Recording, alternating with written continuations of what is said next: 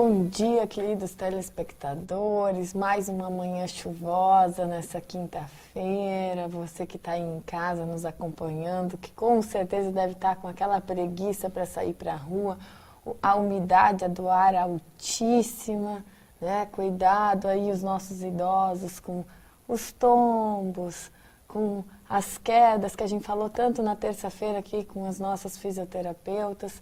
Mas eu vou iniciar esse programa, Rodrigo, bom dia, com um elogio à Prefeitura de Porto Alegre.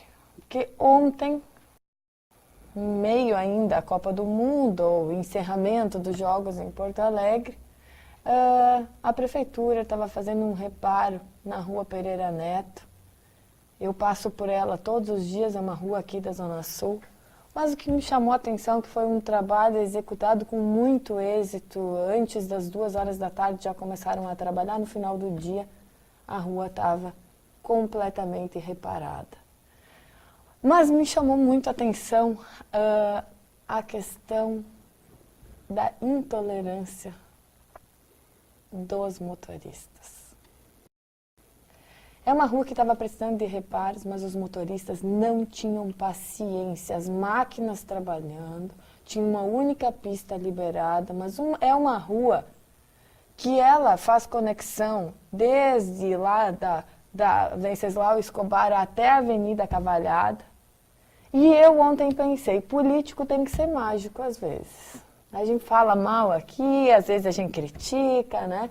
Mas às vezes a gente tem que colocar um pouquinho a mão aqui na consciência e pensar, poxa, eu passo todo dia por essa rua, era uma rua que estava precisando de reparo, por que que o motorista que está passando aí, que é um motorista do bairro, com certeza quem usa essa rua, 90% do uso da rua é feita pelos moradores do bairro, Cavalhada, Camaquã, Tristeza, e as pessoas sem paciência, um motorista brigando com o outro porque tinha uma disputa em quem queria passar na única faixa que estava disponível. Então, assim, às vezes a população reclama que não tem poda de árvore, que a rua está assim, que tem buraco, que aí hoje também a gente vai falar sobre questões judiciais aí, que a gente sabe que a justiça está abarrotada de processos. Por exemplo, eu caí num buraco, meu pneu estourou minha roda, vou processar. Mas a pessoa não para respeitar num dia que é uma rua que não tem tanto movimento assim, tem trânsito sim de ônibus, tem trânsito de carro, mas não é uma avenida. E as pessoas não conseguem ter tolerância. Então, isso é uma das coisas que a gente tem que chamar a atenção para a tolerância do ser humano. Infelizmente, as pessoas estão intolerantes. Com essas chuvas, a gente tem visto a questão das rodovias aqui do nosso estado, quer dizer, várias rodovias que foram federalizadas, em que, obviamente, o governo não vai vir para fazer reparo. E eu falo, por exemplo, da região da Serra, que a RST 470 é uma vergonha, e é muito fácil federalizar uma estrada. Muito fácil, porque de Brasília até a Serra Gaúcha tem uma longa distância, quer dizer, dizem que o que os olhos não veem... O coração não sente? O coração não sente, mas o coração sente muito, Rodrigo, porque infelizmente muitas vidas são perdidas nessas rodovias. Principalmente, por exemplo, como um clima como hoje, que nas pequenas avenidas de Porto Alegre nós tivemos várias mortes essa semana, vários acidentes. Então são coisas que infelizmente a gente não quer começar uma manhã falando sobre isso. Bom, então, bom dia, doutora Silvia, novamente. Bom dia aos nossos telespectadores. Como sempre, um prazer estarmos aqui no Vitrine RS, canal 11, na NET, canal 55, na Antena UHF. E, doutora Silvia, tu nunca pensou em ir para o lado político? Te faço uma pergunta aqui ao vivo e a cores. Porque o que tu falaste aqui, e eu acho que é um embasamento para qualquer político, é ter essa indignação interna e querer ver as coisas diferentes, né? Então, Eu acho que se tu te candidatares aí alguma coisa, eu já tens o meu voto. Não. O teu e o meu tu já vai ter. Não. 2 votos tu já vai Não. ter na urna lá. Não, Né? Rodrigo, Mas- sabe que até é interessante essa tua pergunta, porque acho que eu já comentei isso várias vezes contigo, mas em Veranópolis, que é a minha terra natal, que todo mundo já sabe aqui, existiu um programa entre as escolas, tanto municipais, estaduais como particulares, em que durante alguns anos se tinha administração estudantil por um dia. Então as pessoas assumiam cargos de prefeito, vice-prefeito, vereadores, etc. E eu, por 2 vezes, fui secretária da saúde estudantil. Eu sempre me interessei pela questão pública e eu acho que ela merece total respeito. Quando tu não consegue ter uma saúde pública, vamos falar na área da saúde, que é a minha área, quando não consegue ter uma saúde pública, com certeza isso tem muito reflexo no serviço particular também. Então, eu gostaria muito de participar, mas eu vou te dizer que eu, de uma forma indireta, eu já participo da política. Eu participo da política fazendo o meu trabalho e cumprindo com as minhas obrigações e os meus deveres como cidadã. E eu acho que às vezes a pessoa pensa assim, não, eu não quero falar sobre política. A política nos rege diariamente, desde o primeiro momento que a gente acorda, até mesmo depois da nossa morte. Até depois da nossa morte. Por quê? Porque a gente sabe que até para morrer custa muito caro. Muito caro. Então, assim, até para manutenção, quem fica acaba pagando uma conta nossa. Se a gente quiser ter um lugarzinho, a gente precisa pagar. Hoje... Então, tudo isso, de uma forma ou de outra, eu te respondo aqui ao vivo e a cores, não, eu não penso em entrar para a vida política. Mas eu tenho muito contato com muitos políticos e eu já ajudei muito e faço a minha parte todos os dias com trabalho voluntário. E a gente às vezes não divulga porque não precisa divulgar. Não. Pois bem, se entrares, se mudares de ideia no decorrer do caminho, já tem o meu voto, já está garantido depois desse início aqui no Vitrine RS. Mas também complementando, a gente não pode deixar de falar dessas enchentes que está principalmente na parte norte e noroeste do nosso estado. Hoje já temos mais de 81 municípios que somam prejuízos, municípios já em estado de emergência. Estamos aí com mais ou menos 21 mil famílias desabrigadas, sendo que 6 mil estão tipo, em ginásios e 15 mil conseguiram assim, ficar em casas de parentes.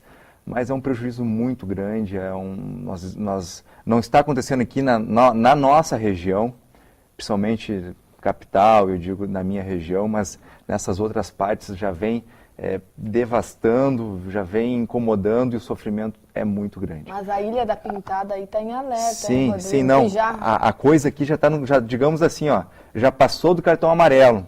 Se a gente fosse fazer uma analogia com o futebol, né, tem o amarelo quando fica esperto que o próximo vai para a rua. Esse é o futebol de salão, que o salão tem o amarelo, tinha o azul no meu tempo, né, quando eu pensava em tentar jogar, tinha um azul que é acima do amarelo e o outro com certeza era o vermelho.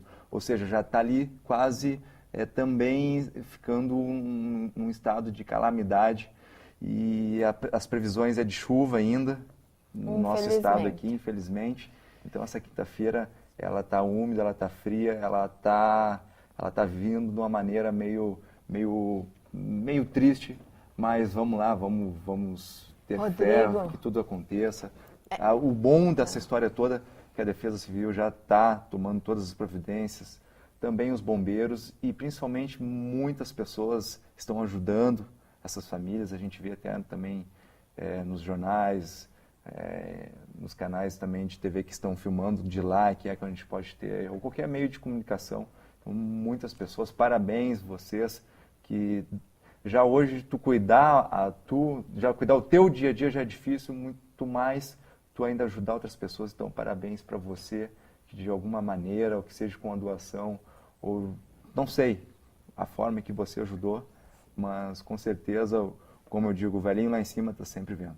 As pessoas, Rodrigo, inclusive que quiserem fazer as doações aqui na capital, o supermercado Zafari, a rede de supermercados Zafari, está recebendo as doações e o Corpo de Bombeiros também. Então, a Defesa Civil, ela, como tem muita gente, graças a Deus, da população que está doando cobertores, porque a gente sabe que a gente está no conforto da nossa casa, com esse frio ainda, já é difícil, né? A gente já fica, quer dizer, até às vezes deprimido com a questão do frio, do inverno, tal, a pessoa fica mais recolhida, então imagina numa situação dessas. Ontem eu estava assistindo uma reportagem e me emocionei até porque eu vi que a repórter se emocionou falando sobre essa questão das enchentes, que é uma coisa, claro que nesse ano atípico, mas a tendência, infelizmente, é que as coisas acabem piorando, porque o ser humano não está cuidando da natureza, né? Sim, e, por exemplo, assim, aquilo que eu digo, na minha região já estamos, como na Ilha da Pintada, já estamos com a enchente, mas não gravíssimo, né, não é um problema gravíssimo como está sendo lá em cima, que teve enchente, a última tão forte foi em 82, lá quando eu nasci, então estamos falando mais de 30 anos, então realmente é um momento muito ruim para nós gaúchos, né, como um todo. E nossos apoiadores, é importante nós dizer nossos apoiadores aqui, Marcelo Martins, arquitetos, nossos pisos e revestimentos que nos ajudaram com um lindo carpete que temos aqui, nosso lustre ali na Pernambuco, na Sulina Iluminações, é isso aí, é importante e centro também. De estofado da onde? Terra. Ué, não terra posso especial deixar. Essa, hein? Manda um abraço para a mãe e para o pai. Faz tempo que tu não manda um abraço. Faz tempo que eu não visito, não estou conseguindo. Então, tem que dar uma viajada para lá, para a Serra. Aproveita agora que já esfriou um pouco o clima, já tá bom para tomar um vinho também. Mas sabe que eu vou te dizer por que eu não tenho ido. O que é comida típica lá de cima?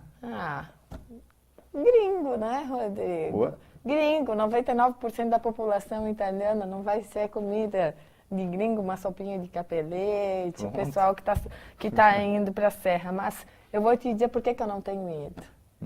Porque, infelizmente, eu tive o desprazer de perder um irmão nessa estrada de acidente de carro, e é por isso que muitas vezes eu falo isso aqui, porque só quem já passou por uma perda pode falar sobre isso. Infelizmente, e a gente não gostaria que nenhuma outra família passasse por isso. E por questões, eu digo assim, de preservação, os meus pais muitas vezes preferem ficar distantes do que eu enfrentar essa estrada que é uma vergonha, Rodrigo, porque pelas questões geográficas, ela já é uma estrada muito perigosa, mas nas condições que ela se encontra, é terrível, terrível. Então, muitas vezes a gente acaba privando a visita, tanto Sim. deles quanto a minha, por questões mesmo de logística disso. Então, infelizmente, mas o coração está sempre aí, a ligação está sempre aí. Mas, Rodrigo, eu vou agradecer aqui ao vivo, que um telespectador mandou aqui um torpedo para a gente, elogiando o comentário sobre a tolerância, tá? Que é o Luciano Alves. E diz que se aplica a todas as situações da vida, que o ser humano realmente perdeu um pouco da tolerância. Então, hoje, que é um dia calminho, aí, com chuva, você que está em casa, pelo menos para um minutinho aí para pensar. E é justamente na questão de tolerância que a gente vai chamar o nosso tema de hoje, Rodrigo. Que é em relação a esses inúmeros processos em que o nosso Estado, que a justiça do nosso Estado aí, julga, e que a gente sabe que tem N processos todos os dias, e vem aquela questão de dano moral. Você, telespectador, às vezes que não sabe muito bem, mas o que é o tal do dano moral?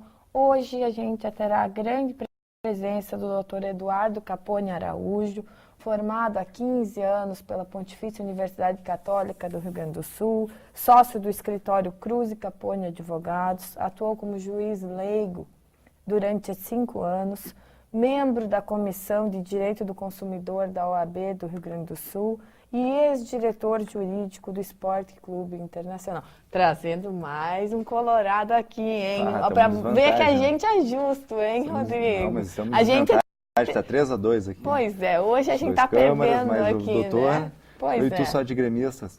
Mas a gente, jogo, né? Pois é, mas a gente vai para um breve intervalo e voltamos já já.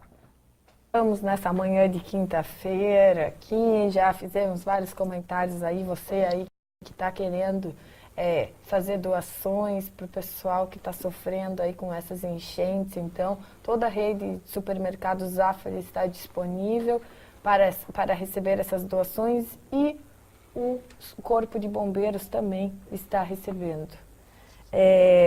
Nós temos hoje o prazer de receber o Dr. Eduardo Capone Araújo, formado há 15 anos pela Pontifícia Universidade Católica do Rio Grande do Sul, sócio do escritório Cruz e Capone Advogados, atuou como juiz leigo durante 5 anos, membro da Comissão de Direito do Consumidor da OAB e ex-diretor jurídico do Esporte Clube Internacional. Eu sei aqui, bom dia, doutor Eduardo, que não vai escapar a questão do Inter, porque isso é um tema aqui que a gente acaba debatendo. Bom dia, Silvia, bom dia, Rodrigo, bom dia, o pessoal de casa. Com muito prazer que eu venho no programa, que é um sucesso no Rio Grande do Sul. Muitas vezes acompanhei o programa pela televisão e quando veio o convite me senti muito honrado, porque eu sei que ele é bem assistido em todos os canais disponíveis, né? Eu particularmente assisto pela NET, então prazer muito grande estar aqui com vocês. Questão da intolerância que tu trouxe é um tema que as pessoas realmente estão intolerantes hoje. Qualquer situação como é que eu vou dizer assim, qualquer situação da vida cotidiana é levada para o Poder Judiciário, que hoje está abarrotado, a gente tem pouca gente trabalhando, os advogados reclamam que os processos demoram, a população reclama, mas também a gente tem que fazer uma contrapartida. Qualquer situação de intolerância hoje é situação para a gente procurar no Poder Judiciário. Muito bem. Bom, doutor Eduardo também, o prazer é todo nosso aqui, o senhor estar aqui. E nessa questão de tolerância, a gente poderia ir para essa parte do juizado especial. E aí entra o juiz leigo, né? Primeiramente, para os nossos telespectadores, e o senhor foi 5 anos juiz leigo, o que é um juiz leigo? Primeira coisa, vamos começar por aí para a gente depois também já entrar mais a fundo nessa questão da tolerância. Vamos começar lá há 5 anos atrás. Há 5 anos atrás eu fiz uma prova no 4º distrito para ser juiz leigo lá. Além da prova, tu era selecionado pelo juiz, ou, na época uma juíza, né? E os colegas que já estavam. Então eu fui selecionado para o 4º distrito, comecei atuando lá. Depois a juíza de Esteio precisava de juízes leigos e uma colega minha era secretária dela e me indicou para ela. Ela não fez prova, ela nomeou pela antiguidade, né? Eu já tinha 10 anos de formado. Essa é uma exigência da lei, que o juiz leigo seja um advogado com experiência de 5 anos. Só que alguns juízes, pela necessidade, abriram um pouco esse leque para 2 anos. Então, um juiz leigo é um juiz, ele está investido na qualidade de juiz. As partes dos advogados respeitam, durante 5 anos eu estive lá, eles respeitam a figura do juiz leigo como juiz. Então é uma longa manus, vamos dizer assim, do juiz presidente. Tu é submetido às tuas decisões, às tuas ações, tu é submetido ao juiz presidente. Então, essa função de juiz leigo é importante para ajudar na questão de diminuir os processos do judiciário. E no início, até os advogados debatiam, né, tinha um certo preconceito em entrar no juizado especial civil, porque às vezes as decisões não eram tão embasadas, não eram suficientes para atender a expectativa da população. Isso nos últimos anos, com a qualificação, com uma visão mais ampla, né, de que o judiciário precisava qualificar, qualificou os juízes leigos do Juizado Especial Civil. Hoje em dia a gente tem decisões, falando genericamente, mas a maioria das decisões bem embasadas, atendendo a expectativa da população. E o Juizado Especial Civil, enfim, é um meio facilitador, porque nós temos duas audiências, uma de conciliação e uma de instrução e julgamento. Duas oportunidades para tentar fazer o acordo entre as partes, resolver os problemas e dar fim ao litígio, né? Doutor Eduardo, o que é essa conciliação? Como é que funciona essa questão da conciliação, que parece uma palavra, né, tão simples, conciliar? O que é botar uma pessoa que está contra a outra, uma pessoa que sofreu, né, que não... Quais são as ações também que o juizado... Te faço duas perguntas. Primeiro, o que é a conciliação? Né? E quais são as principais ações, os direitos que são procurados dentro do juizado especial? É por valor ou é por causa? Tem as duas situações. Eu acho que eu te fiz mais de duas perguntas, né? Não, tranquilo. A conciliação já se chama o termo conciliar, né? É tentar fazer que as partes cheguem a um acordo. Dentro desse período do Juizado Especial Civil, quando eu iniciei, principalmente em Porto Alegre, tinha a figura do conciliador e do juiz leigo. O conciliador fazia a conciliação, a audiência inicial. Sempre no Juizado Especial Civil, quando entra um processo, a audiência inicial é uma conciliação. Tirando a questão da execução depois do processo tramitar, no final, que a pessoa vai cobrar o processo, se faz uma audiência única. Mas todo o processo que ingressa no Juizado Especial Civil passa necessariamente por uma conciliação. Quando eu entrei, e agora voltou a isso por causa da última prova feita por exigência do CNJ, né? Então, hoje nós temos conciliador e juiz leigo, mas a minha época ficou assim: o juiz do 4º distrito decidiu só deixar o juiz leigo, porque isso também facilitaria o processo. Se tu faz a conciliação e já vê que o processo não tem condições de andar, tu já elimina ele na audiência de conciliação, sem marcar uma instrução em julgamento. Se a outra parte já vem com a contestação e a parte autora está ali com os documentos, tu pode encerrar o processo ali e levar para fazer a tua sentença também.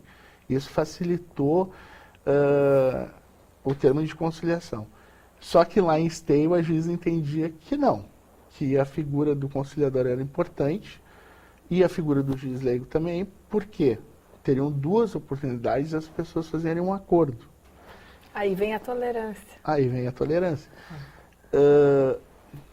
Eu, com essa experiência, muito difícil as empresas, principalmente telefonia, principalmente as de telefonia, durante esse período, elas não levavam acordo.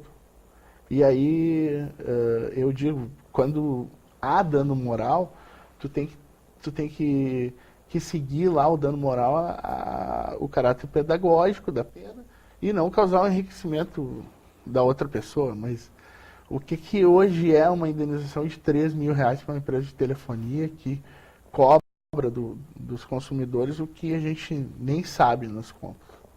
Eu nem sei o que cobra na minha conta. Vem a minha conta, eu pago e segue por isso, entendeu? Então, a conciliação é isso. A audiência de conciliação é tentar o acordo entre as partes. Tu tá ali na figura, que é muito difícil. Tu tem que ter uma paciência. Eu conheço uma conciliadora ótima, ela conseguia vários acordos durante o mês, mas eu não tinha muito paciência de fazer acordo. Então, a conciliação é essa. Inicia com a conciliação, depois vamos ter uma audiência de instrução e julgamento, onde as partes trazem todas as provas, inclusive testemunhas, se há necessidade, né? E depois se marca uma sentença. Eu, felizmente, marcava para 15 dias a minha sentença e mantinha em dia, apesar da quantidade. Uma das coisas que a gente falou agora é sobre a questão do dano moral. E hoje se fala muito, aqui a gente escuta as pessoas falando sobre a indústria do dano moral. O que vem a ser para o nosso telespectador entender o que caracteriza o dano moral? Dano moral é uma palavra que entrou na moda depois da Constituição, né, de 88. O dano moral veio lá na Constituição de 88, trazido em forma de texto, e é o caráter assim, ó, a pessoa atingida em sua imagem, em sua honra, em sua... tem o direito a buscar uma reparação. Muita gente diz, uma indenização por dano moral. Não, o dano moral é uma reparação. Ele busca reparar a pessoa por essa questão da imagem, da honra ter sido atingida. E quando a gente fala em reparação, não necessariamente isso está conectado à questão financeira. Não necessariamente está conectada à questão financeira. Muitas das ações que entravam lá no Juizado Especial Civil eram de brigas de vizinhos, briga de trânsito, brigas, que a pessoa entra querendo uma indenização, porque ela pensa que é uma indenização, é uma reparação. A pessoa me xingou, mas geralmente era as duas pessoas discutiam e levavam esse assunto para o judiciário. Todas essas ações eram resolvidas, ao menos as minhas decisões, a respeito das decisões dos colegas, todas as ações eram improcedentes, quando eu julgava. Por quê? Geralmente as pessoas, uma levava que discutia, a outra também, se ofenderam reciprocamente. Ninguém vai ter direito à indenização por dano moral. Então hoje as pessoas, elas estão sensíveis. Só que tem o outro lado do judiciário, que eu discutia muito com as juízas, principalmente com as de esteio. A primeira não, porque ela aceitava nossas decisões. A segunda, tem que diminuir aqui, aumentar ali o dano moral. Passei um pouco de dificuldade com ela, mas aprendi muito com a doutora Jocelane Teixeira, até vou citar ela. E essa discussão que eu tinha com ela me reclamava. A vara civil está cheia de processos que podia estar no Juizado Especial Civil. Eu, sim, doutora. A vara civil está cheia e poderia estar no Juizado Especial Civil justamente porque quando a pessoa tem direito a dano moral e é representado por um advogado, o advogado vai entrar no juizado, no justogado. Porque, além da sua indenização ser maior, ele vai receber honorários advocatícios. Quando a pessoa é condenada na sucumbência, ela recebe honorários advocatícios. Aí ela refletiu e me disse, então quem sabe a gente começa a pensar em colocar os honorários dentro da condenação, porque no juizado não tem, no primeiro grau não tem condenação de honorários, lá pelo artigo 54, e a pessoa não paga nenhum tipo de custo, só para o segundo grau, só para recorrer. E mesmo assim, algumas têm direito a assistência judiciária gratuita. Isso no juizado especial? No juizado especial, sim. Aí sempre foi essa discussão. Então, respondendo, quem tem direito a entrar no juizado, que tipo de ação que entra no juizado? Todas as pessoas têm direito a entrar. Até 20 salários mínimos, que hoje é em torno de 15.725, 14 mil e quase 15 mil. Reais, ela pode entrar sozinha no Juizado Especial Civil. Não precisa ter um advogado. Então. Não, ela vai lá, reclama para o funcionário do judiciário, o judiciário toma o termo e manda para uma audiência de conciliação e uma audiência de instrução e julgamento. Eu gostaria da tua opinião, bem assim, pessoal, aqui no Vitrine RS. Tu não acha que essa pessoa que pode ir sozinha, sem um advogado, lá no juizado especial, talvez ela não deixaria, claro que vai ter uma pessoa capacitada para receber ela. Mas talvez um advogado, por estar na área, não estou dizendo que essa pessoa que estaria lá, mas o advogado ele vive disso, ele tem um maior, não digo assim, vendo pelo lado negativo, porém ele tem uma experiência maior. Eu acredito que o advogado, né, ele está ali no dia a dia, então ele possa saber, e tu sabe que o ingrediente, assim como fazer um bolo, para fazer qualquer comida simples, é os detalhes que fazem a diferença, né? Desde o sazon, como se diz, né? Então, será que, é só uma pergunta que eu faço, tu não acha que talvez essa pessoa indo sozinha não venha prejudicar não venha prejudicar esse cidadão, essa cidadã que busca o seu direito sem ter a obrigação do advogado? De repente ele, ou seja, finalizando, ele ficaria sem algum direito? Que aquela pessoa que estaria ali para instruir a mesma, né, o cidadão deixe de falar ou não, ou nada a ver? Nesse período eu tive várias experiências e felizmente trabalhei com as pessoas, os presidentes, que discutiam a questão do juizado, como melhorar, como chegar às ações para não ter extinções.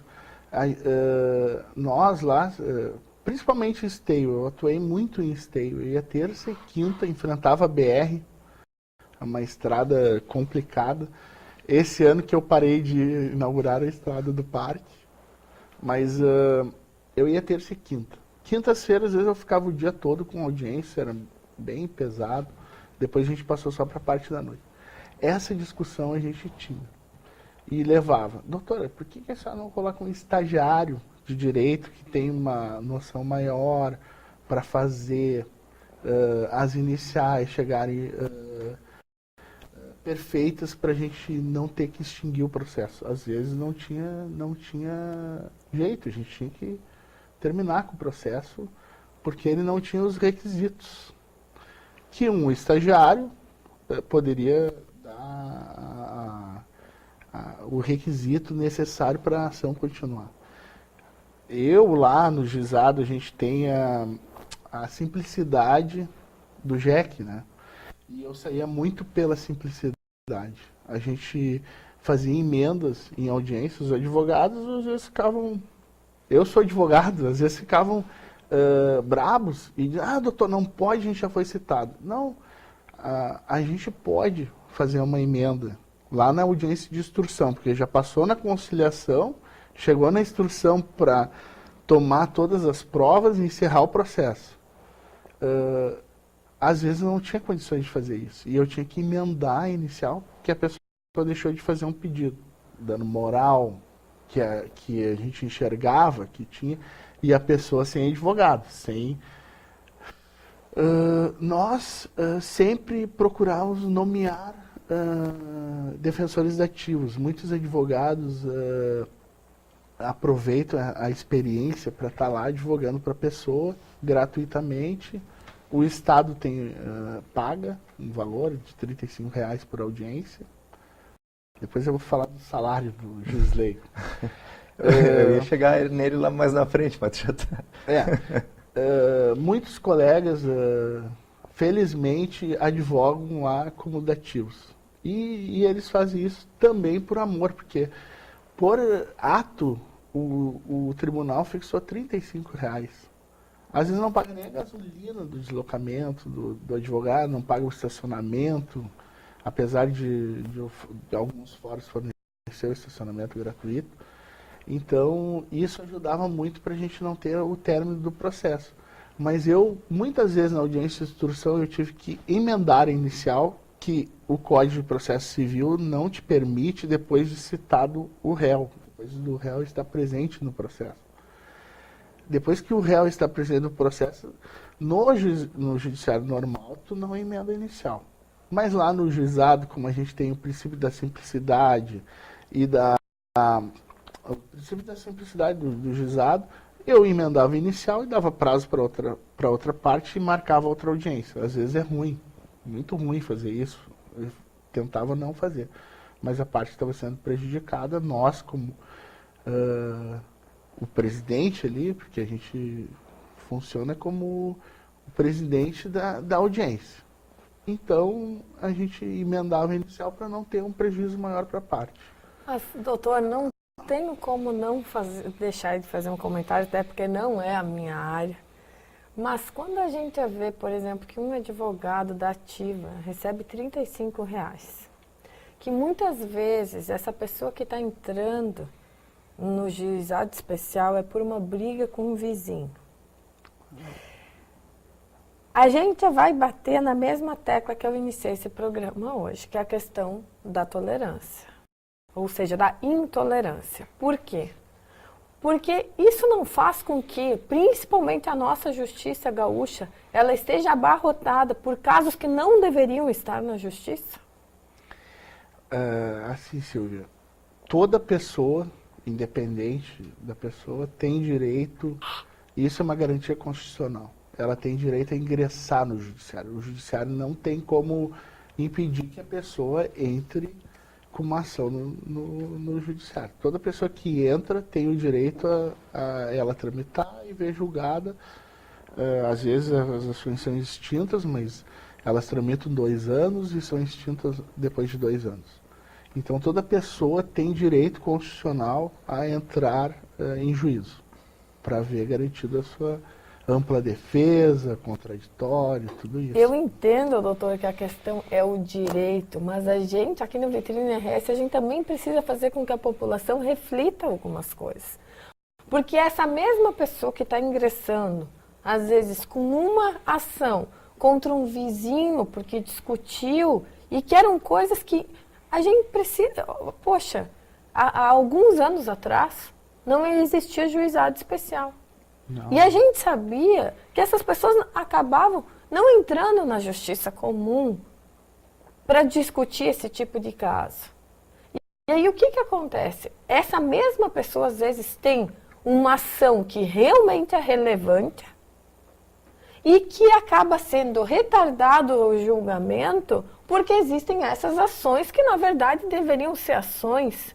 E eu faço essa pergunta, existe algum setor dentro da justiça, por exemplo, que envolvam psicólogos ou assistente social que possa fazer essa conciliação antes de a pessoa ingressar com a ingressar com a ação? Não, antes de ingressar com a ação, não, justamente pela garantia constitucional da pessoa procurar o seu direito. Não tem como fazer isso. A garantia é constitucional de entrar na justiça. Então a pessoa vai ingressar na justiça igual. O que se tem feito muito no judiciário, vamos chamar de judiciário normal, criaram grupo de reforço para tipo de ações de massa, revisional de juros, que hoje não é revisional de juros, mas ações contra bancos, contra telefonia, tem projetos de reforço que alguns juízes julgam só esse tipo de ação. E criar o Centro Judicial de Conciliação. A maioria dos processos tem ido para esse Centro Judicial de Conciliação, porque no judiciário normal, geralmente o juiz não tem tempo de fazer uma audiência só de conciliação e depois fazer a instrução e assinar.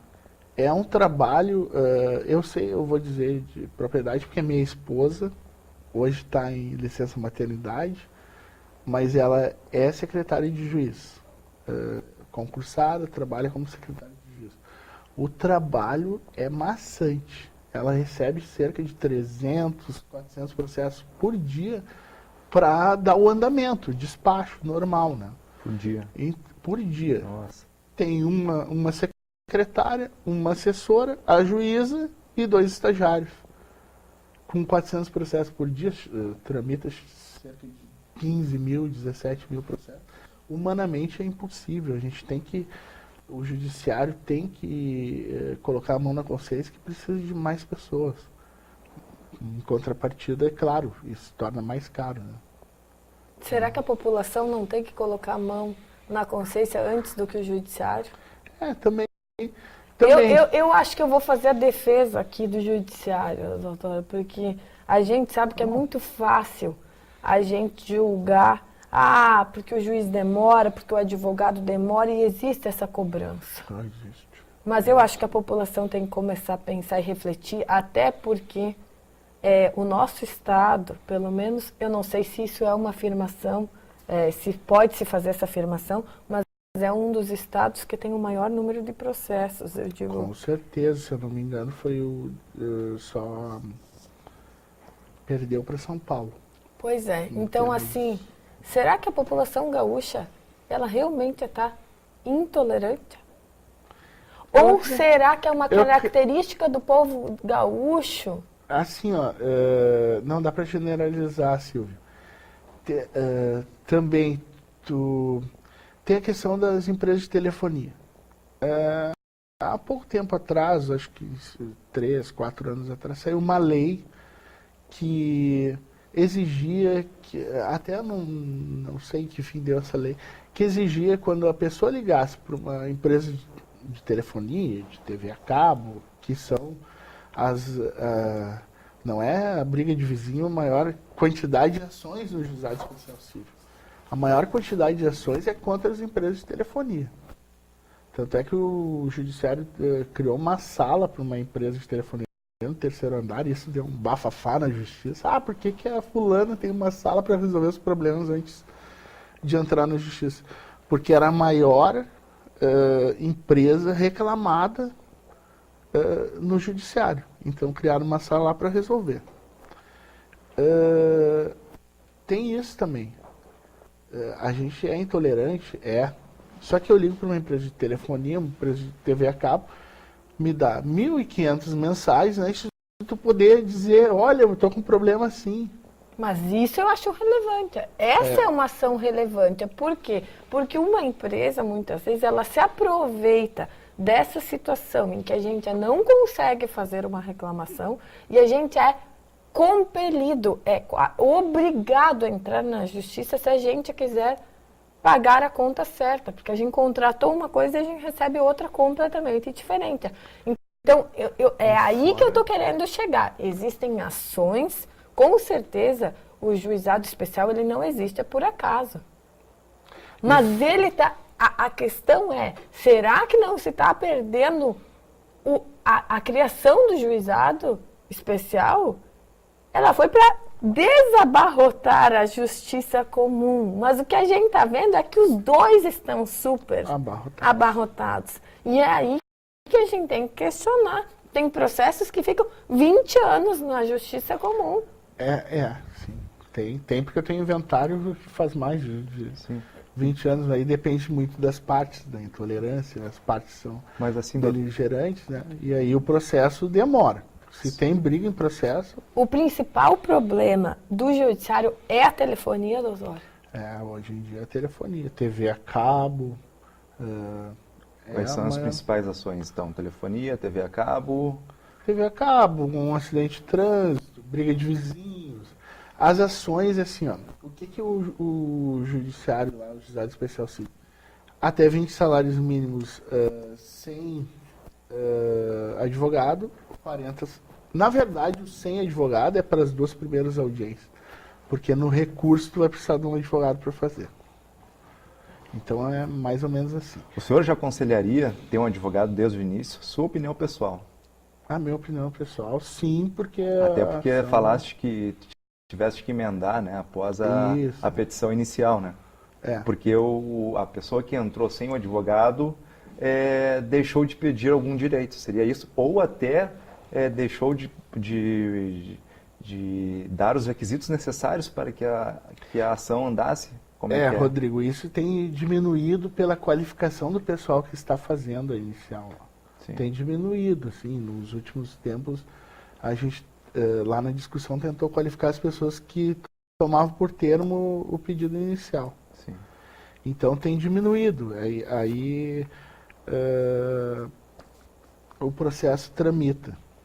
A questão do juizado especial civil estar abarrotado, sim, está, mas ele funciona bem. Um processo no juizado especial civil, parece absurdo, mas em média, com o recurso é 1 ano e meio.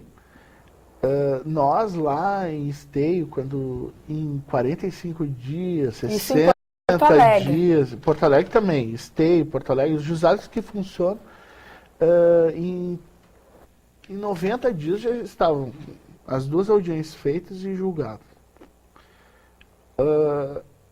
Do final do ano passado, eu também fui lá no Partenon, que eu não citei. Eles começaram um projeto para fazer o processo eletrônico, que é um bicho de 7 cabeças para os advogados. Né? Não só para os advogados, nós que lidávamos lá como juiz leigo, porque todo mundo se assustava, vai ser tudo um computador. Imagina se perde um processo dentro do computador. Só que, obviamente, tu vai ter os teus documentos lá que tu digitalizou no computador. Isso também vai facilitar, porque os processos vão estar tudo dentro do computador, tu acessa pela página do TJ, acessa, e os juizados especial civil de 6 meses para cá estão implementando isso. Eu fiz parte do projeto piloto, funciona muito bem. Às vezes dá os problemas normais da computação, né? Mas funciona muito bem. Como dá com papel também. Né, agiliza o judiciário, porque muitas vezes eu tenho que sair do meu escritório lá no fórum do Sarandi buscar uma sentença que não está disponível no... Às vezes acontece. Então tu perde tempo se deslocando, perde tempo. E o processo eletrônico ele vai facilitar isso, vai estar tudo dentro do computador. Então o juizado especial civil de 6 meses, 1 ano para cá, tem implementado o processo eletrônico. O Fórum Central, se eu não me engano, ainda não. Mas todos os outros regionais já estão com o processo eletrônico. E isso vai facilitar a questão da população, do pedido, de tudo isso. Sim. Rodrigo, a gente vai para um breve intervalo e nós voltamos já já com o assunto telefonia, que eu tenho certeza que o telespectador quer saber muito mais sobre isso. Nessa manhã de quinta-feira, chuvosa, você que está no trânsito, cuidado. Você que está querendo fazer as doações para o pessoal que está desabrigado com as enchentes. Então, a gente repete aqui no Vitrine RS, toda a rede de supermercados Zafari está recebendo as doações e o Corpo de Bombeiros também. Você que quer participar aqui conosco através do Vitrine RS, acesse aí o canal 11 da NET 55HF, curte a nossa página no Facebook Vitrine RS. Se quiser enviar um e-mail para a gente, é vitriners@terra.com.br. Diz lá para a gente, faça sugestões, críticas, a gente está aqui para isso. E quem quiser enviar um WhatsApp, 8585-2037. O Rodrigo está rindo aqui com o chimarrão dele, acha que eu vou esquecer do WhatsApp, mas a gente está aqui ao vivo, você que quer participar, e a gente volta nesse bloco falando sobre a questão dos processos judiciais, principalmente na área da telefonia. E um dos telespectadores enviou um e-mail fazendo uma pergunta aqui para o doutor Eduardo, se a população não está pensando que, entrando com os processos, com essas indenizatórias, não tem um dinheiro fácil para vir para o bolso. Essa questão, Silvia, é a discussão. Porque o que o judiciário fez? Diminuiu as indenizações. Então, quando a pessoa tem direito a dano moral, ela vai ter geralmente uma indenização, uma reparação, vamos chamar assim, menor por causa desse número de ações. E eu acho, assim, a minha opinião particular, que generalizando, vou generalizar porque o judiciário tem que generalizar.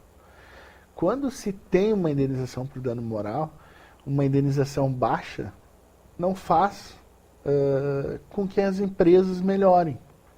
A gente tem diversas empresas com problemas e dá para generalizar todas as empresas, dá para falar assim, todas as empresas de telefonia, banco, TV a cabo, tu passa por um atendimento eletrônico, até resolver o teu problema, já está intolerante, ou está nervoso, ou enfim, porque é um martírio para a pessoa ficar ouvindo, opção 1 tal, opção 2, até tu chegar na tua opção, Tu fica nervoso. Eu já passei por essa situação. E tu tem que explicar diversas vezes para as pessoas que atendem.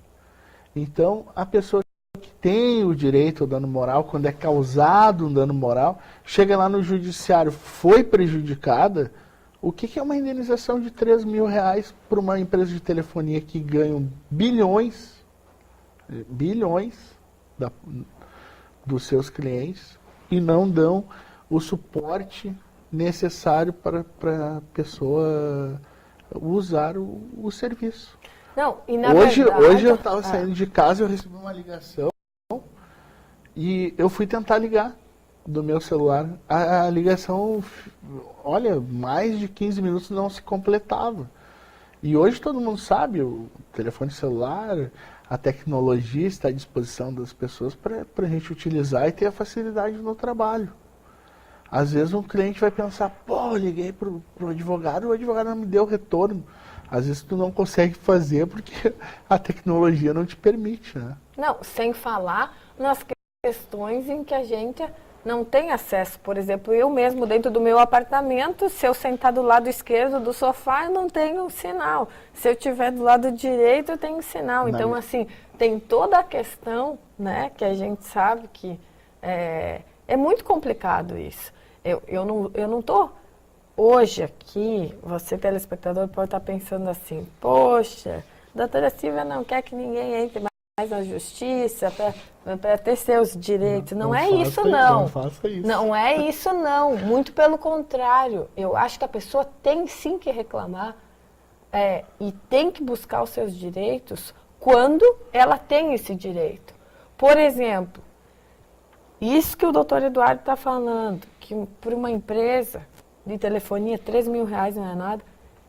Será que isso não é um incentivo? Quer dizer, quantas pessoas ainda não sabem que têm direito a recorrer, por exemplo, a nossa conta telefônica, muitas vezes ela não vem nem discriminada, a gente tem que ligar N vezes para poder vir discriminada a conta. Então a gente não sabe realmente o que a gente está pagando. E a grande massa, eu acho, ainda da população, muitas vezes, ou por falta de tempo, e que hoje é um grande problema, porque a pessoa, para ingressar com uma ação dessas, quer dizer, ela tem que buscar um advogado, ela tem que coletar todas as suas contas, quer dizer... Tem que gastar, tem que investir tempo também, porque a pessoa vai ter pelo menos 2 audiências, então ela tem que se deslocar, às vezes vai perder um dia de trabalho, vai perder um turno do seu trabalho, mas uma das perguntas que eu quero saber é o seguinte, a pessoa que tem na sua conta lá, ela olha e não sabe direitinho o que está escrito ali, ela não sabe do que está se cobrando aqueles R$5 e alguma coisa, R$3 e alguma coisa, R$20 e alguma coisa, que são N pacotes, porque hoje eles adoram colocar o nome pacote, combo, alguma coisa, pacote, alguma coisa. E não foi isso que foi contratado lá no momento inicial. Até se a pessoa não, por descuido, ela não verificou a sua conta e quando ela se dá conta disso, ela percebe que faz 2 ou 3 anos que estão cobrando. Até quanto tempo retroativo a pessoa pode buscar os seus direitos? Pode buscar os 5 anos retroativos. Ou seja, se cobraram 10 anos, os 5 anos eles ganharam dinheiro da gente. 5 anos. Mas tem um porém, se essa cobrança é indevida, a gente tem lá o artigo 42 do Código de Defesa do Consumidor que diz todo consumidor cobrado indevidamente terá o direito à restituição em dobro. Então todo o valor cobrado pode ser cobrado em dobro. E corrigido? Corrigido e com juros, sim. Não, vem a indenização em dobro. Claro que na prática às vezes a gente tem algumas decisões que o judiciário gosta de... A gente tem lá a lei que diz aplicar. Um exemplo é a nova lei, o novo Código de Processo Civil trouxe no artigo 475J a execução de sentença, que veio para facilitar quando tem um processo ele tramitou todo o processo de conhecimento, chegou na fase de cobrar, que é a execução. O que diz lá o 405J? Tu pode ser intimado através do teu advogado do próprio processo para responder a cobrança. O que o judiciário começou a fazer? Entendeu que não é auto-aplicável, que nós temos que intimar pessoalmente a pessoa, a empresa, para pagar os valores. Então, ao invés de... Às vezes o judiciário tem isso, ao invés de aplicar a lei, intima através do advogado, tem 15 dias para pagar, não pagou, penhora. Não, eles criaram, muitos juízes criaram, a figura não, a pessoa tem que ser intimada pessoalmente da decisão, da cobrança. Ou seja, esse processo se estende por um tempo muito maior do que deveria. Se estende porque a pessoa precisa ser intimada pessoalmente. Então a gente tem, claro, tem a população que entra, mas tem contrapartida do judiciário que às vezes toma decisões que não eram necessárias. Eu respeito as decisões do juiz que entende assim. Só que também eu respeito, mas critico porque poderia ser mais rápido. Poderia ter uma efetividade maior. Então é isso, né? E, doutor Eduardo, quais são os principais direitos que o nosso telespectador pode buscar? Vamos nessa parte da questão dos celulares. Quais são as principais queixas que o nosso telespectador pode estar com algum problema e, de repente, tu já responde aí para ele? Geralmente... Não, digo uma conta que está chegando, sabe? Quais são os principais direitos? Geralmente é a divergência de contas. Tu contratou uma coisa e a conta vem totalmente diferente. Geralmente é isso. As operadoras, o pessoal de casa que está nos assistindo, as operadoras têm, vamos dizer assim, medo da Anatel. Se elas não resolveram, faça a reclamação na Anatel, porque a Anatel, sim, a Anatel, se determinar que ela... pare de cobrar R$2 do SMS, serviço, não sei do que pode vir na conta. E a operadora de telefone não cumprir, a Anatel dá multas pesadas para os operadores. Por isso que eu falo lá, quando a pessoa entra no judiciário, tem direito a dano moral, se tu aumentar o dano moral, as operadoras de telefone vão melhorar os seus serviços. Infelizmente, é assim que a gente funciona. No dinheiro, no bolso, doendo no bolso, eles vão melhorar o serviço. Tenho certeza disso. Por isso que é a minha discussão. A pessoa vai atrás de dinheiro fácil, muitas vezes vai, mas a minha discussão é essa. As empresas também utilizam isso para se beneficiar. Então cobram lá, a maior reclamação veio da maior empresa de telefone normal, eu não vou citar, né, mas a maior empresa todo mundo, do Rio Grande do Sul, que sempre foi lá de trás. Então ela cobrava, eu não me lembro o nome assim especificamente, mas era R$1,20 de cada conta, de milhões de clientes. O Ministério Público tomou uma ação, reclamou, fez uma ação coletiva lá, condenaram a empresa a uma multa milionária. Pararam de fazer isso. Então é isso, é o bolso da empresa que vai fazer ela melhorar. É isso que a gente tem que buscar. Ou seja, tem que ser uma punição que tenha um fator educativo, seja para a empresa ou seja para o consumidor. Essa é a minha opinião, né? Pode divertir. Eu vou trazer um caso prático.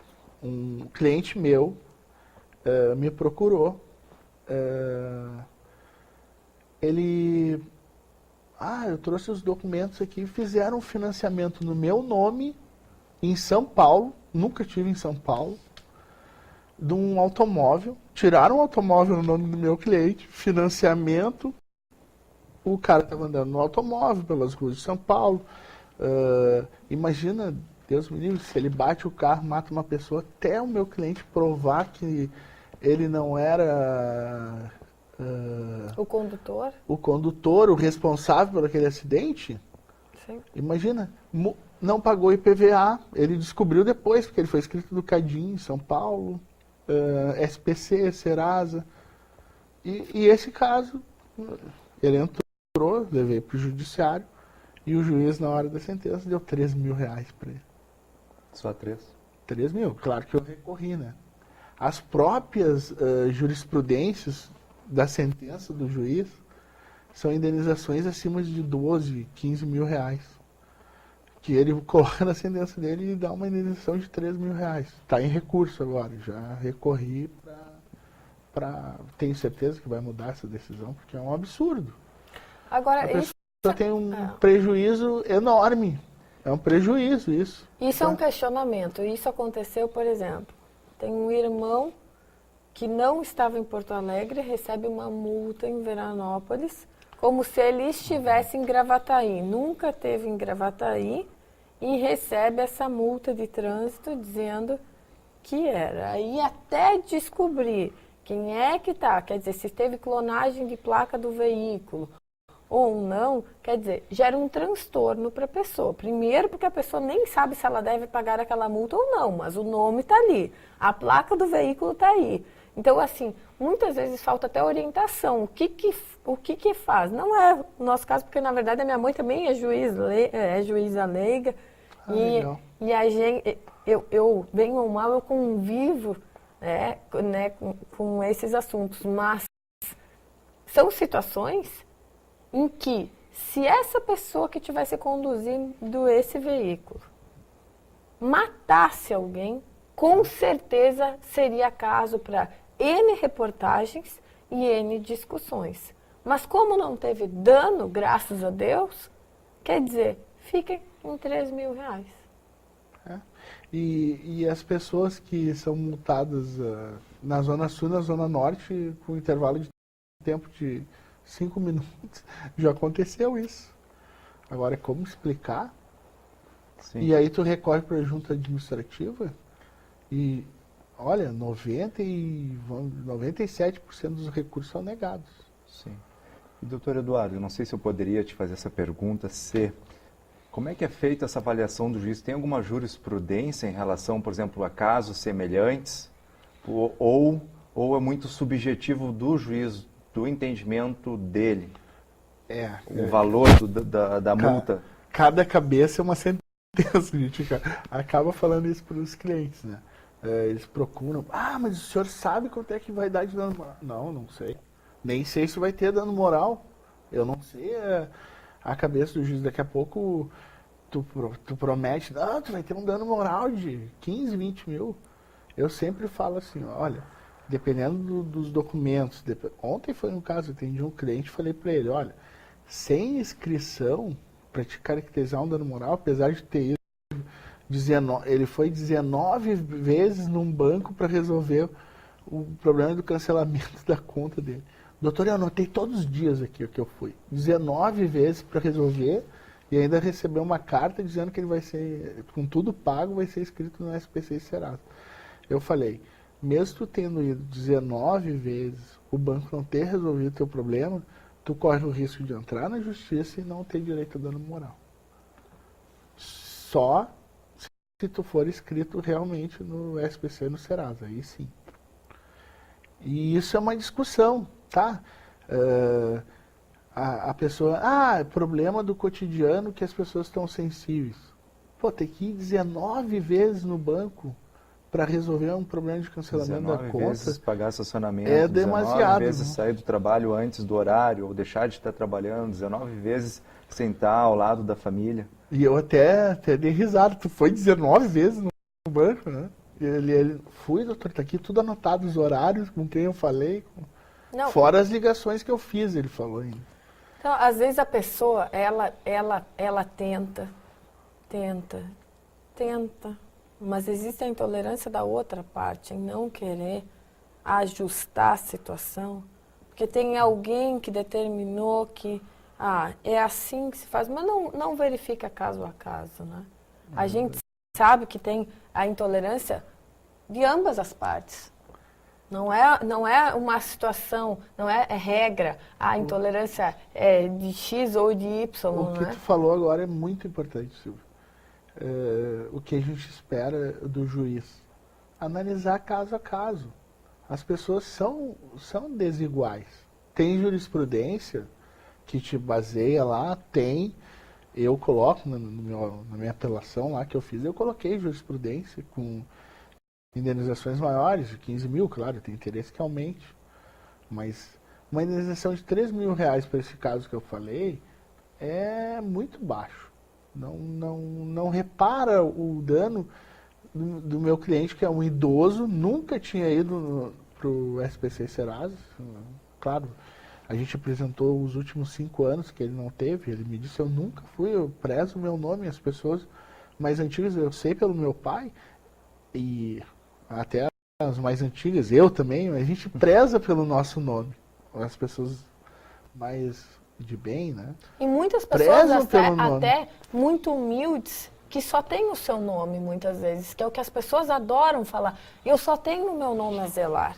Que são pessoas que trabalham, são trabalhadores que estão no dia a dia aí, que ganham o seu salário mínimo, que pagam suas contas em dia e que muitas vezes, por um transtorno desses, deixam de poder comprar outras coisas, muitas vezes de levar até alimento para sua casa, porque depende, quer dizer, né?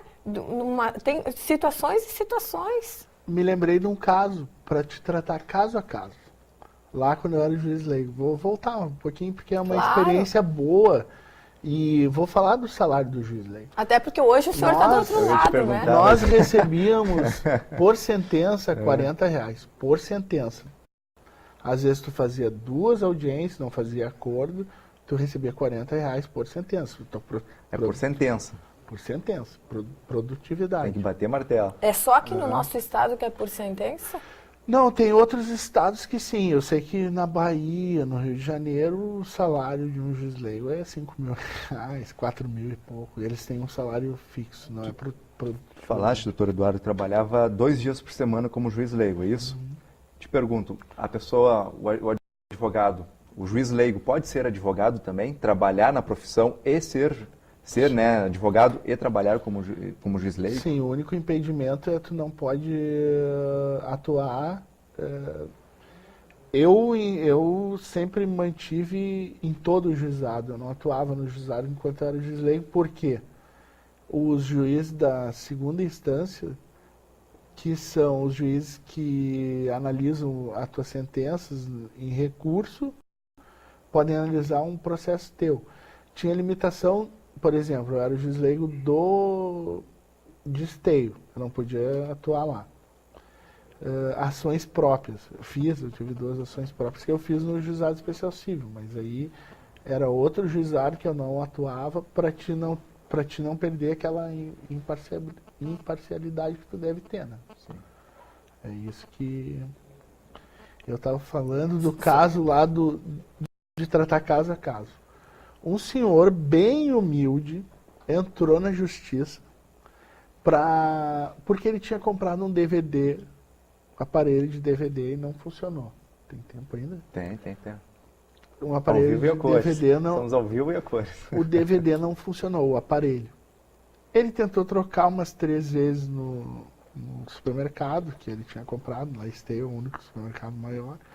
Tem outro assunto que entra bastante em Esteio. Furto de bicicleta e de automóvel nos estacionamentos dos mercados. Supermercados. E o supermercado também não faz nada para melhorar isso. Eles filmam e não levam filmagem, nada. Mas o caso do senhorzinho, um senhor bem humilde, comprou um DVD. O entendimento do judiciário é que quando há inadimplemento contratual, ou seja, estragou uma TV, a pessoa levou para consertar, demoraram e tal. Quando esse tipo de caso não gera indenização por dano moral. É o entendimento majoritário do judiciário. Chegou aquele senhorzinho com problema no DVD, levou umas 5 vezes, né? Ninguém resolvia o problema dele. Eu discuti com o juiz, depois eu vou tomar. Eu discuti com o juiz. Olha, doutor, No caso desse senhor, que é um senhor humilde, que deve ter nem se alimentado para comprar um DVD para ter um lazer. Ele não tem direito a dano moral, será? Ah, pode dar. Claro, a gente deu R$ 1.500, aí não foi tanto. Porque tu pesa ali, né? E a empresa pagou o dano moral, não recorreu, pagou. E foi bem legal, porque depois das minhas decisões eu costumava acompanhar, né? O que mudaram, o que não mudaram. Então a gente acompanhava, assim, para ver. A maioria das vezes. Acho que é importante que o juiz, seja ele leigo ou da justiça comum, tenha sensibilidade também em julgar cada caso, né? É que às vezes o juiz togado nem. Porque entra o processo de matéria de direito, que a gente chama, o advogado faz a petição, a contestação, fala da contestação dos documentos, não vai a audiência nenhuma, o processo é julgado. A rodo, assim, como a gente diz, né? E às vezes tem essas injustiças que devem ser melhor reparadas, na minha opinião, né? Mas, Rodrigo, a gente vai para um breve intervalo, porque depois dos nossos comerciais, e é claro que a gente não pode falar só de coisas pesadas aqui, o dia está chuvoso e tal. A gente vai falar um pouquinho sobre a questão do Inter. Do Inter? Do Inter. Do Grêmio também, podemos falar. Pois como ex-diretor jurídico, como é que funciona? Quais são as complicações, já que a gente ainda está em fase de jogos, aí está voltando o Campeonato Brasileiro. Vamos falar um pouquinho, mas a gente vai para um intervalo e voltamos já já. Voltando nessa manhã de quinta-feira, para ser muito justa, estou mostrando aqui para você que eu estou hoje com a cuia na mão.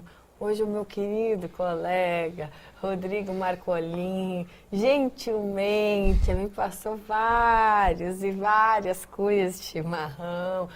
Ele adora falar que eu implico com ele, mas eu estou mostrando.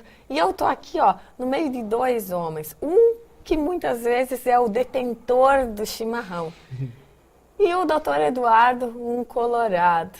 Eu sei que o seu sócio lá no escritório, o doutor André, é um colorado fanático, mas eu me dou muito bem com ele, tenho total respeito, porque a gente tem que passar por cima dessas pequenas, eu digo, divergências. Os guris estão rindo, aí eu disse que hoje eu ia filmar eles, porque eles adoram. Quando a gente traz algum colorado aqui, é só sorriso atrás das câmeras. A gente aqui, às vezes, não quer sorrir muito, mas a gente se obriga a sorrir, né, Rodrigo? Mas a questão do Inter, como ex-diretor jurídico, o que um ex-diretor de um clube de futebol, seja gremista ou colorado, qual é a função dele? Quais são os problemas que um ex-diretor vive ou que um diretor jurídico vive? Doutor Eduardo, só antes do senhor responder, o senhor responda tecnicamente, não com o coração. Não. Se eu responder com o coração, difícil. A coisa vai ser mais amena, mais panos quentes. Então, né? É difícil. Até o celular dele, a capa do celular dele é o símbolo do Inter, né? Então vamos já de início, vou mandar um abraço para o doutor André. Dizer que foi uma satisfação, a gente montou um escritório, né? E a nossa conversa foi, para montar esse escritório, foi um cafezinho. Um cafezinho nós conhecemos há muito tempo. Ele foi diretor de futebol do Inter, mas a nossa amizade vem de antes, a gente jogava futebol junto. E uma série de coincidências, e destino, acho que o destino é assim, acabou de a gente agora trabalhar junto. Será que o Inter que uniu essa dupla? Também, a gente é fanático. Eu tenho que dizer isso. Diretor jurídico internacional. Quando eu iniciei lá, na época do falecido Paulo Rogério Amoretti, tinham 2 advogados, uma secretária, o vice-presidente jurídico e vários advogados voluntários. Todas as ações, quem fazia eram os advogados voluntários. E funcionava muito bem. Claro, era mais centralizado nos 2 colegas que faziam contratos. Eu fiz uns contratos importantes, até o Rodrigo me questionou, eu fiz o contrato do Christian na época. Do Christian? E da Adidas, naquela época lá, eu fiz umas melhorias no contrato. Então, nós atuávamos por amor lá mesmo. na época do Amoretti. Depois eu fiquei 2 anos fora e voltei em 2002. O André também entrou, acho que um pouquinho depois o André foi diretor de futebol da época áurea do Internacional, onde tinha as 2 Libertadores, o Mundial, e eu fiz parte desse trabalho. E aí o jurídico virou mais profissional. Contrataram alguns escritórios, né, para defender a parte civil, a parte não ficou, não digo que não tinha sido profissional lá na época que eu atuava como voluntário, mas se contratou escritório jurídico para defender o clube nas diversas ações. A gente tem ações trabalhistas, em relação a sócios, aprendi muito dessa parte de sociedade. Eu acabei depois, na parte jurídica, indo para a central de atendimento ao sócio, onde atendia vários sócios, e aí a intolerância, porque o Inter é um clube muito grande, o Grêmio é um clube muito grande, e é difícil tu dar uma estrutura que atenda a todos. Hoje tu liga para o Inter, é difícil de falar com a central de atendimento ao sócio, né? Então a gente tinha intolerâncias, mas tinha que responder. Mas a equipe era muito boa, sempre funcionou. Então, vários, tipo assim, tinha uma cadeira no eucalipto que o associado teve direito a passar lá para o Beira-Rio em 1969 e que sumiu a cadeira. Daqui a pouco cai para te resolver esse assunto. E aí tu não sabia o que fazer, e os funcionários, tinha uma funcionária que tinha muita experiência, ela, não, vamos tentar dar outra cadeira em outro setor. Sim, mas eu não posso. Aí a gente usou muitas cadeiras locadas para relocar essas pessoas. E geralmente era paixão mesmo. Depois eu fazia essa parte jurídica, só que eu fiquei cuidando das torcidas organizadas. Opa, esse é um assunto que... Porque na eleição... e eu sempre fui assim, a torcedora, até hoje. Eu sou conselheiro do Inter, fui diretor, sou conselheiro do Inter. E tem direito aí na cadeira, só que todo mundo me conhece, eu vou lá pro meio do povão, que eu chamo. Então, eu sempre teve essa empatia entre as torcidas organizadas. Só que as torcidas organizadas do Inter, na minha época, eu dava duro, não tinha... A gente tem muita assim, ó, esse negócio do subsídio lá, que estourou no Paulo Odoni, deu fortunas para a torcida organizada. Nós dávamos ônibus para subsídios para as torcidas poderem fazer a viagem. Não estou tomando chimarrão na rua. Essas fortunas teríamos algum valor, mais ou menos por baixo, que na gestão do Paulo Odoni? É o que saiu lá na... É o que saiu na imprensa. Foi em torno de 300 mil reais em 3 anos. 300 mil reais. Que era um absurdo, né? Nós, para liberar... Eu tinha um vice-presidente de admissão. Claro, eu sempre pedia mais e o vice-presidente de admissão sempre segurava. Só que com um ônibus de subsídio, e eles faziam 3, porque eles cobravam as passagens para as pessoas irem. E o clube precisa a torcida estar presente em outros estados, acompanhando o clube. Só que deu problema na viagem, não tem mais ônibus. A gente cortava. Deu problema no Beira-Rio, uma vez até os meus amigos, até hoje gritam, libera as bobinas, quando me vê. Porque tinha umas bobinas de papel, assim, que num Grenal tocaram e pegou fogo, e aí não tinham os bombeiros. Aí, a partir disso, começou a ter bombeiros, equipe de bombeiros no estádio. E nós íamos jogar um jogo da Libertadores, reunião com a brigada, proibiram as bobinas. Cheguei no estádio, bastante tempo, pilhas e pilhas de bobinas para entrar no estádio. Não, o capitão da brigada me chamou. Eu, não, tá proibido as bobinas. Eles falaram que o senhor pode liberar. Não vou liberar. Mandaram tudo que é lugar, mas sempre me respeitaram. Mais a torcida do Inter, assim, do que eu vivenciei até 2010, foi quando eu saí, né? Até 2010, No meio da torcida maior lá, que é a popular, crianças, famílias. Então a gente não tinha problema. Tinha um chefão lá que combatia principalmente a questão das drogas. Ele tem horror a drogas. Sim. Só que agora ele está banido também, né? Porque brigou. Bom, doutor, olha, eu sei que se a gente for entrar aí na questão das torcidas, eu acho que um dia a gente vai ter que chamar, Rodrigo, para que a gente seja bem justo. Alguém do Grêmio.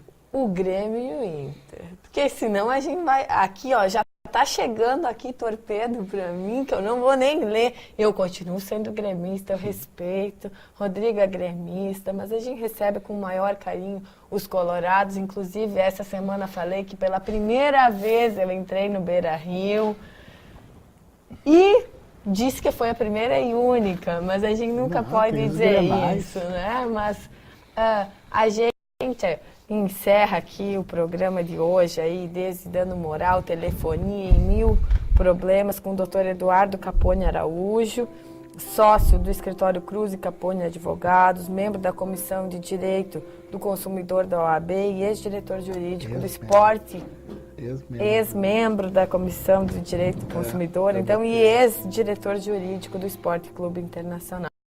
Foi um prazer e nós desejamos um bom dia a todos e um bom final de semana. Tchau, tchau. Ser famoso é tudo, todo